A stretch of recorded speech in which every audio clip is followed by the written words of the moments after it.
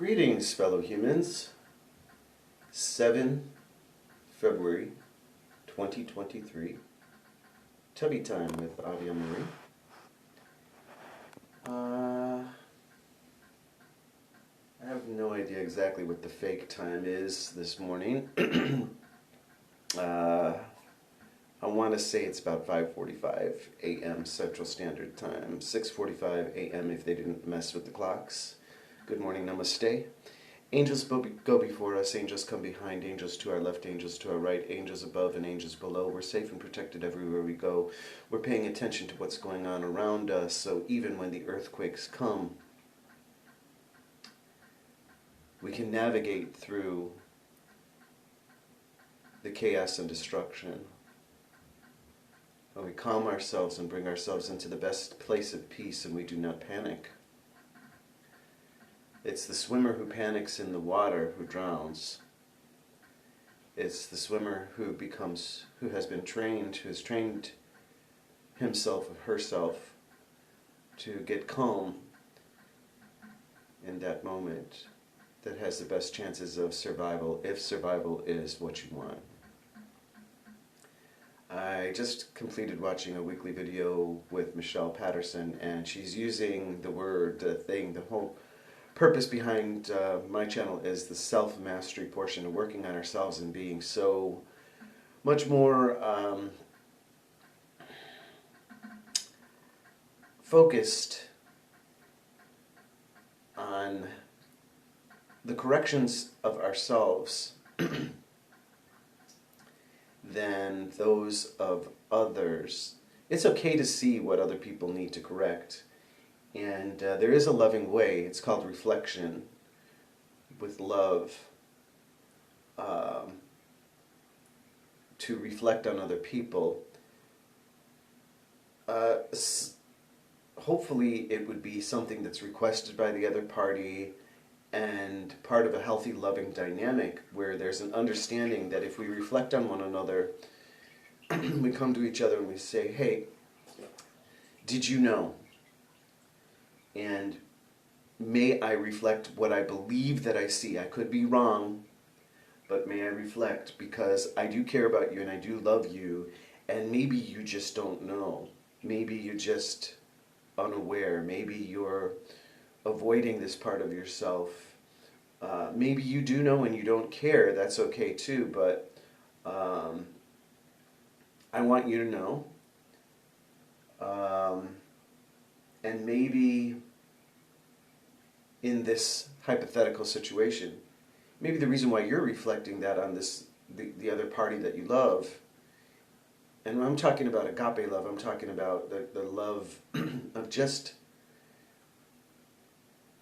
love for each other, genuine, authentic, pure, non-romantic, non-sexual, just love for another in a way that is pure, genuine, and true, authentic, that is about the best interest of the other person. And we offer that love to each other, to others, because that is the love that we give to ourselves, and that is the self-mastery part. First, cultivating that within yourself. How well do you love yourself?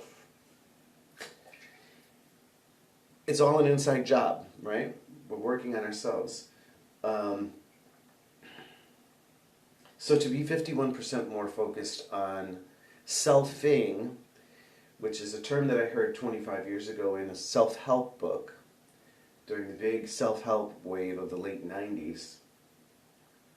There's a difference between being selfish, which is hoarding, which is greedy, which is non-caring for others, which is unfair, all those things. Selfing is taking the time out to do, like, for example, this. I don't shower very often. I do these tubbies because this is meditation time. This is a form of therapy with my sea salt and my other elements that I add to the water. It is a way that I give myself the kind of love that I have not been used to receiving from other human beings. I have a female parental unit who never once told me to my face that she loves me, never once told me to my face that she's proud of me, never once told me to my face that I'm beautiful, that never once told me to my face that she's so grateful she has a son like me. And to speak those things out loud today, I've come a long way, because I couldn't even think them without crying when I realized that this was a truth of my reality. I was sharing with Kylie Marina last night. I came across another batch of cards and letters from the female parental unit, which is, it's lovely in one regard, but it's an obsession in another regard, because it's not done from the purest place of intention. The gifts that are sent are not sent unconditionally. They are sent with an energy of attachment, reminding you, oh, I'm here, I'm here, I'm here, I'm here. Make sure you give me attention. And then the ugly downside to that is that there's all these sweet and lovely things written in these cards and letters, but yet there's the gossip and the negative talk about the recipient, myself included, behind their back. It's a really ugly, horrible, narcissistic way to live. It's sad, it breaks my heart. I did not know that even a person's son can't be the one to get them to look at how they are hurting themselves, and to get to the root of, oh yeah, it was your own mother who told you when you were a little girl that she didn't want you, that she didn't want a third baby, and took your favorite dolly when you were 6 years old or 6 years old, and gave it to the neighbor girl without telling you, and you come home from wherever you were that day to find the neighbor girl playing with your dolly and ask her, well, when did you get that, you know? So all those things are traumatizing. And to dismiss those things and downplay it and say, oh, that's just the way that it was, that's just the way that they were, that's just my mother beat me like a farmer wouldn't even beat his animal. Really? That's normal? That's natural? That's something to be accepted? And you let the woman die without asking her in some way, or she maybe did, and you're just so narcissistic that you didn't tell us that Oma, as we say in Germany, that grandma, maybe did on her deathbed apologize to you, right? Right? Which is a very good possibility, because something else that I've dealt with as far as a narcissist, you got to ask them, what are you not telling me? They're always telling you something, they're always talking, but that is meant to distract you from what they're doing behind your back. How they've got a negative ad campaign and they're defaming who you are and secretly jealous. So, and I did come across some cards and letters also in that batch from my favorite auntie, who was the one when I was a little boy, up until I saw her last before the scamdemic started, a plandemic. Always told me, I love you. Always told me, if I could have a son, he'd be just like you. Whether she did this because it was her truth, or whether she did this because she saw that my mother was abusing me, from the time I was 2 years old, from shortly after I was born. I mean, this auntie, German neighbor lady who became a friend closer than family, my Tante Avion-Marie,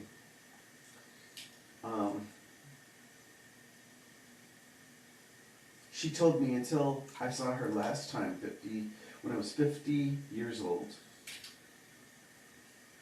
that she loved me and that there was no one like me. I survived through all my abuse on those few rare occasions that I did receive a reflection like that from someone. And I realized that I was wounded didn't know I was wounded. And there were these female figures, older female figures, who came along occasionally, and now it makes sense to me that I always referred to them as my spiritual mommies. My ex-boyfriend's mother, Mama Trish, Mama Rita, who works at the library, who just took a liking to me, her white son. Even Dr. Maisha, in some ways, it felt motherly.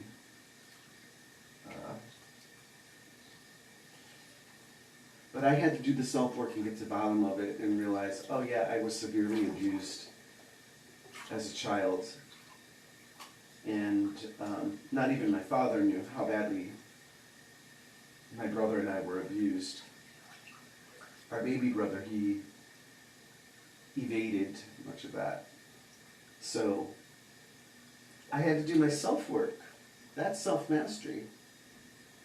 And get to the root of that. And so I forgive my mother, my female parental unit, for what she didn't know. But I do remember that she's capable of abusing me because she has not done her own work. So I cannot interact with that.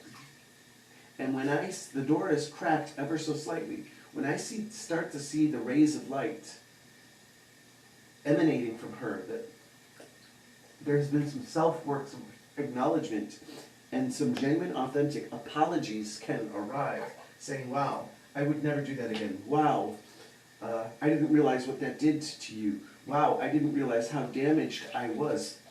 Please forgive me, I didn't know. Now I know better. I would never do that again to you or anybody else. I won't gossip about you behind your back. I'll come to you when I have a question about your life and ask you, rather than sit there and try to figure it out like you know better. Some kind of fake third world Nazi German psychologist.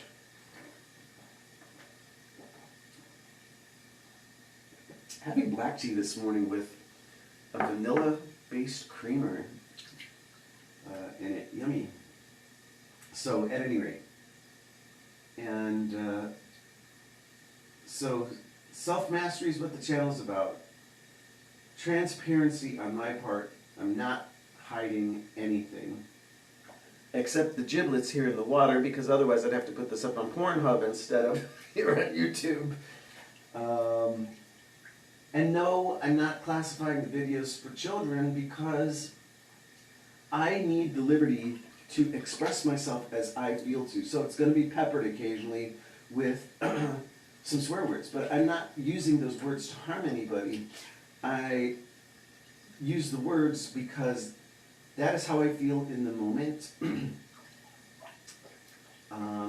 There may be anger. I need to get that out, and it is my right, my God-given right, to get that out in a healthy way. I'm here doing my self-work, in my self-therapy, right here, being open and transparent so other people can see how to do it themselves. It is my way of sharing knowledge, wisdom, and information with others, and also demonstrating that it's not an easy process, and it can be ugly, and there will be times where you will appear ugly to other people, and that is their opportunity to offer you forgiveness, okay? Remember that, folks. Everybody wants to put us down because, oh, we look like an idiot for a moment, or we look like an angry bastard or asshole for a moment, but they've never gone through the process themselves. They don't do their own self-work, and they have no capacity to sit with you and ask you, what is going on with you? Tell me I love you. Do you need a hug? My God. And after this whole scamdemic thing, look at how much fewer hugs there were. You look at the old videos of the game shows and stuff from the 1970s and early 1980s, all the hugs and kisses that were going on stage, when they rolled out the whole HIV and herpes thing, when they invented that and passed that around, right? All of a sudden, that was, again, to break that human connection to one another, which we need. My spiritual teacher used to say, Maisha, in order to be energetically, vibrationally, humanly healthy, there's evidence that we need to have at least 12 hugs a day. 12 hugs! hugs. Oh my God. I got 2 yesterday from Kylie and Marina. No wonder why we're all damaged. And Kylie's telling me, yeah, the boyfriend, again, nobody cuddled him, nobody loved him as a child, and there's a whole generation of those people. All came in around 1980. They did this deliberately to all the indigos. Again, to separate you from your humanity, to make sexual interaction taboo and bad, and oh, you're going to get a disease, and you got to wear this rubbery thing between you and your partner. Fuck all that. I have a latex allergy, folks. Yep. Any brother want to bring that only says to me that he's living in fear, and that he's maybe been doing things that maybe exposed himself to some sort of, and either way, I do not want you in my life. I do not want that man in my life. I believe that when we are fearless and we are brave and we are self-loving, which means you're boosting your immune system, you're eating healthy foods, you don't eat at McDonald's, you prepare more of your meals yourself than you do eat elsewhere. You imbue your food with love. Kylie comes over and I make the most simple things, and it's awesome how much she loves it, because she can feel that I pour the love into the French fries that I made homemade from Yukon Gold potatoes last night, you know? And those things, they nourish the body, and when our body is healthy, it can fight off everything. I do not believe personally that there is any such thing as incurable.